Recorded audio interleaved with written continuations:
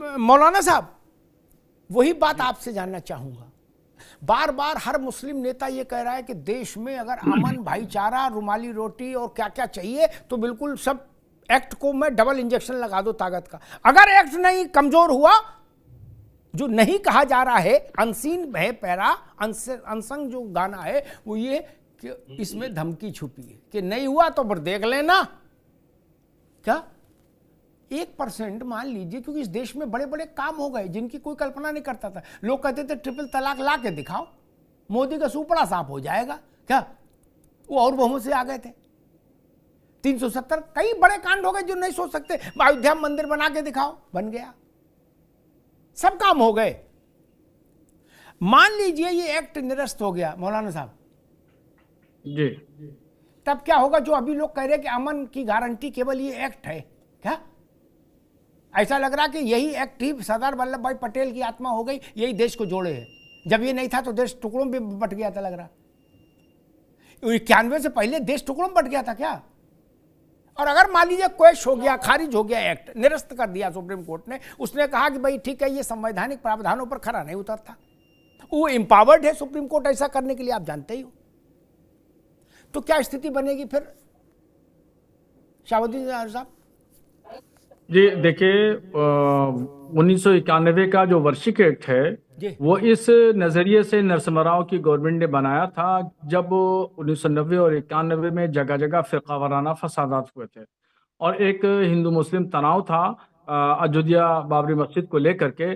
तब उनकी ये पॉलिसी थी कि एक तरफ जब उसमें 15 अगस्त 1947 लिखा कि अयोध्या को छोड़ करके, तो उनकी पॉलिसी ये थी कि इधर अयोध्या को छोड़ दिया जाए, हिंदू भी खुश हो जाए, और इधर काशी और मथुरा की तमाम चीज़ों को पर रोक लगा दी जाए कि मुकदमेबाजी वहाँ पे ना हो, ताकि मुसलमान भी खुश हो जाए। वो दोनों को खुश करना चाहते थे।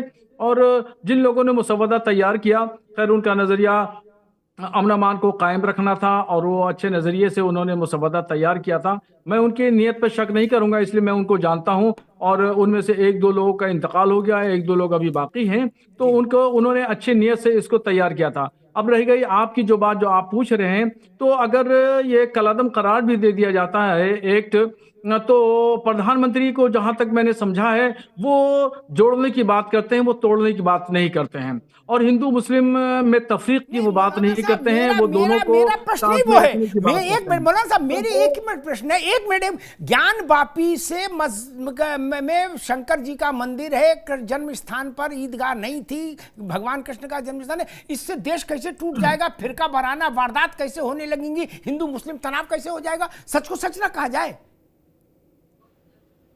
ऐसा कुछ है मसला क्या? वो औरंगजेब पहले आया कि कृष्ण पहले आए? बोले ना कृष्ण को नहीं, औरंगजेब को पहले मानो, नहीं तो फिरका वाराना हो जाएगा। तो हो जाए, फिर भाई क्या किया जाए? नहीं, स्पेन में मौलाना साहब आप तो दुनिया के इतिहास पढ़े हो, एक मिनट, स्पेन में ईसाइयों के गिरजाघर तोड़े, इस्लाम ने जाकर तोड़े ना।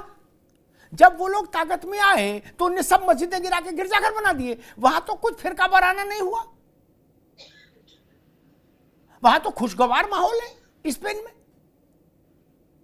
सब मस्जिदें ध्वस्त कर दी, जिफा कर दी, बोले चर्च बनाओ, बोले क्या बात, ये नहीं चलेगी रंगबाजी? क्या दुनिया ने उनको बाइकाट कर दिया? वहां फिरका वाराना मसला नहीं आया मौलाना साहब? जी, मैं अपना जवाब दूं? जी देखिए, जहां तक स्पेन की बात है, तो देखिए स्पेन हो या हिंदुस्तान हो या माजी का हिंदुस्तान हो या और दूसरे ममालिक हो, देखिए ताकत का कहीं न कहीं बेजा इस्तेमाल होता है। जो भी ताकत में होता है, इक़्तिदार में होता है, तो इक़्तिदार में कहीं न कहीं बेजा इस्तेमालात उन चीज़ों के होते हैं, नाजायज़ इस्तेमाल होता है। तो अब मैं बात कर रहा हूँ एक्ट पर।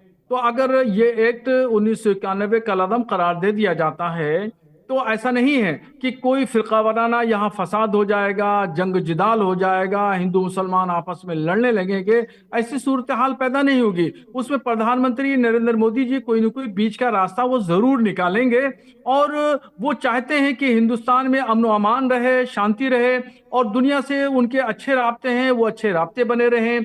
कहीं हिंदुस्तान को शर्मसार न होना पड़े, कहीं भी जवाबदेही जो है हिंदुस्तान को न देना पड़े, इस तरीके से वो सबको अच्छे से लेके चलना चाहते हैं और वो खुशगवार माहौल रखना चाहते हैं और वो उसमें कोई न कोई बीच का रास्ता वो जरूर निकालेंगे। अब रह गई बात जो जहां जहां जगह जगह मुकदमात हो रहे हैं, इन मुकदमात में जहां तक मैंने समझा है इसमें हुकूमत का कोई लेना देना नहीं है। ये व्यक्तिगत तौर पर जाती लोग जो हैं, वो जो लोग भी फिरका प्रस्ताना जहनियत रखते हैं या फिस्ताई जहनियत के लोग हैं, वो लोग इस तरह के मुकदमात करते हैं और पैरवी करते हैं। इसमें हुकूमत की कोई जो है वो मातहती नहीं है, ना हुकूमत का इशारा है, ना हुकूमत इसमें कोई पैरोकार है।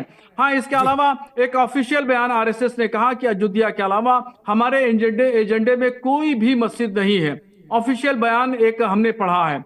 और इसके अलावा खुद मोहन भागवत जी जो चीफ हैं, उन्होंने बड़ी अच्छी बात कही और अपने लोगों को समझाते हुए कहा कि हर मस्जिद के सीढ़ियों के नीचे मंदिर तलाश मत करो। तो इस तरीके की बातें हैं। जो बड़े लोग हैं, ऊपर के लोग जो हैं, फर्स्ट लाइन के लोग हैं, वो हिंदू मुस्लिम का नजरिया नहीं रखते हैं। वो हिंदुस्तान को जोड़ के चलना चाहते हैं। हिंदुस्तान में रहने वाले जितने तबकात हैं, जितने मजाहिब के मानने वाले लोग हैं, सबका सम्मान, सबकी इज्जत के साथ में, एहतराम के साथ में मैं वो मुन्ना चलना खान साहब चाहते के हैं। पास चलूंगा। ठीक है मौलाना साहब, मैं सोचता हूँ आ रहा हूँ। आप मुन्ना भाई आपके पास आ रहा हूँ। मेरे शो में तो कभी नाइंसाफी हुई नहीं। मैं एक बात सोच रहा था मौलाना साहब, आप और आचार्य जी आप भी इस पर जरूर सोचिएगा। हम ये क्यों कहते हैं कि भाई ले दे के थोड़ा निपट लो, 2 लड्डू इन्हें दे दो, 1.5 इन्हें दे दो। हम ये क्यों नहीं कहते सत्य का निर्णय होना चाहिए। न्याय तो सत्य का अनुसरण करता है। न्याय ले दे के कोई ये थोड़ी कहता है बोले 2 थप्पड़ इनने मारे, तुम बोले 1 तुम मार लो। अब छोड़ो यार, एक ही संतोष करो, है खुशगवार रखो माहौल। तुम गंगा समझो खुद को, इसको जमुना समझो, छोड़ दो। नहीं ना, न्याय का अर्थ ही ये है। हमने पट्टी क्यों बांधी थी, खुलवा दी चंद्रचूड़ साहब ने, उनका भी भला, लेकिन पट्टी इसलिए बांधी थी कि न्याय चेहरा देखकर किसी की ओर नहीं झुकेगा। मौलाना साहब, सरकार और अदालतें न्याय करने के लिए हैं। ये कारोबार हो रहा है कि जोड़ तोड़ क्या करना चाहिए। न्याय होना चाहिए, जिसका हक है उसको मिलना चाहिए। हमारा मकान पड़ोसी ने कब्जा लिया, फिर एक पंचायत करने वाले आए, बोले भाई एक काम करो, 4 कमरे हैं, 3 तुम ले लो, 1 तो इनके पास रहने दो, अब इनने भी कब्जा किया, मेहनत की है। ये तो न्याय नहीं हुआ।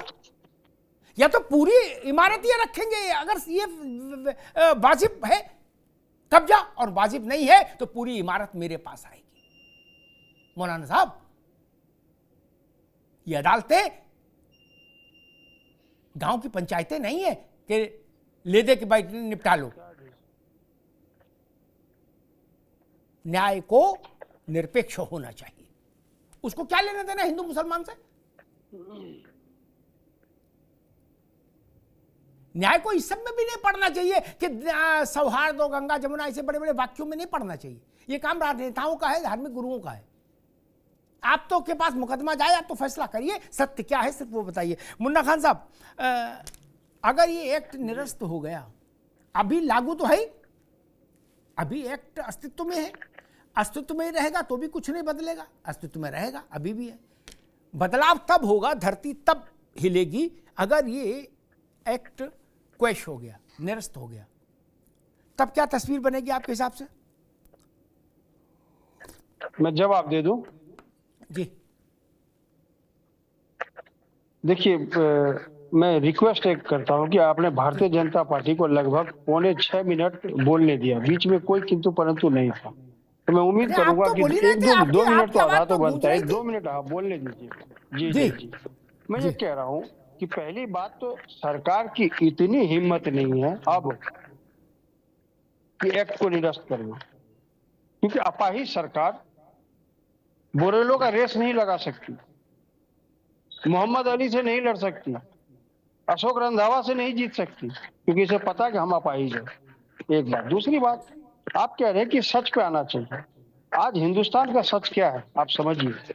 आज हिंदुस्तान का सच ये है कि कल राजस्थान में एक बच्चा बोरवेल में गिर गया, वो नहीं निकाल पाए, और हम हर मस्जिद से मंदिर निकाल रहे हैं। और एक मस्जिद की घटना ही नहीं है, 900 ऐसे मस्जिद है जो भारतीय जनता पार्टी के नेताओं ने चिन्हित किया है। क्या ये इंसाफ है इस देश का? 1640 रेलवे क्रॉसिंग है जहां आए दिन लोगों की मृत्यु होती है, वहां अंडरपास बनाने की सरकार की योजनाएं थी।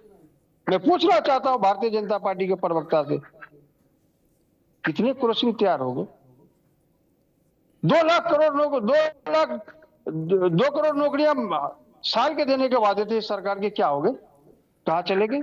लेकिन इन्हीं मुद्दों को कहीं ना कहीं अमली जामा पहनाने के लिए शमशान, कब्रिस्तान, हिंदुस्तान, पाकिस्तान, ये बहुत ही बड़ा बेहतरीन मुद्दा है। और कुछ लोगों की दुकान भी बहुत अच्छी चल रही है। अमिताभ जी, ताज्जुब की तो ये बात है, कुछ लोगों की दुकान बहुत अच्छी चल रही है इन मसलों से, क्योंकि सच कहने का, आपके जैसा सच कह देने का जिगरा नहीं है किसी के पास। ठीक है मुन्ना भाई, जिस तरीके से आप बेबाक सच बोलते हो, मैं आपका आभारी हूँ, दिल के गहराइयों से आपको धन्यवाद देता हूँ भैया कि आप जैसे सच्चे एंकर होने चाहिए। ठीक मुन्ना भाई, मुन्ना जी ने कहा, रत्नाकर आ रहे हैं, रुक जाओ। मुन्ना जी ने कहा कि अपाहिज सरकार, ये उनकी राय है, इस पर मेरी कोई टिप्पणी नहीं, वो कहे जो चाहे कहें। लेकिन उनकी पार्टी के बड़े नेता, बहुत बड़े नेता, मतलब गांधी परिवार के बाद के जो कुछ नेता हैं उनमें से एक चिदम्बरम, उन्होंने अभी कहा कि 303 वाले मोदी और 240 वाले मोदी में कहीं कोई फर्क नहीं है, वही एनर्जी है, वही ताकत है, वही अथॉरिटी है, और काम करने का तरीका भी वही है। चिदम्बरम सेठ, क्या आप चिदम्बरम की बात तो मानो, वो तो वकील भी हैं भैया, दुनिया देखी है। इस गलतफहमी का, इसी मैंने कहा, अभी बताया था मुन्ना भाई मेरे मित्र, लेकिन सुना नहीं इन्होंने। मैंने कहा हुस्काओ नहीं, ललकारो नहीं कि अपाहिज सरकार। मैं सदन की 4 उदाहरण बता दिया, यूपी का और दिल्ली का, आप लोगों ने ललकारा और कांड हो गया। क्या चिदम्बरम साहब ने भी ललकारा था कि मैं वकील हूं, गेट फलांग कर पुलिस वाले गए और पकड़ के ले आए, जेल में डाल दिया। उस सरकार को आप ललकारो नहीं, आप फिर बाद में परेशान होते हो, मुझे आपकी भी चिंता है। अच्छा, दूसरी बात मैं कांग्रेस को बता दूं, उनको वो शायद वैधानिक स्थिति या तो समझ है, वो उसको उलझाना चाहते हैं। एक्ट अब निरस्त होगा तो सुप्रीम कोर्ट से होगा, भाजपा के दफ्तर से नहीं होगा। मुकदमा सुप्रीम कोर्ट में चल रहा है भाई मेरे, तो आप सुप्रीम कोर्ट पर डंडा बरसाओगे जाके, क्या करोगे? सुप्रीम कोर्ट फैसला ना करे, वो एक लोटा में गंगा का पानी लिया, एक लोटा में जमुना का, ऐसे ऐसे हिलाता रहे, मिलाता रहे, क्या ये करे? बोले क्या कर रहे हो? बोले गंगा जमुना कर रहे हैं, ये गंगा ये जमुना, ये गंगा ये जमुना, ऐसे देश चलेगा? बोले एक रोटी रुमाली बनाई, एक तवा की बनाई, फिर एक रुमाली बनाई, फिर एक तवा की बनाई, ऐसे चलेगा? ऐसा तमाशा यार, क्या करे? सुप्रीम कोर्ट ने शाहबानों का फैसला दिया था। और अगर जो लोग ये अपेक्षा सोच रहे हो कि निरस्त हो जाए तो नरेंद्र मोदी की सरकार उसको पार्लियामेंट में ले जाके पलट दे और फिर अस्तित्व में ले आए, तो भैया आप तो उस सरकार को अपाहिज मानते हो, वो काहे को करेगी इतना काम आपके लिए? ये भी तो सवाल है। जिस सरकार को आप सरकार मानने को तैयार नहीं, वो क्यों करेगी?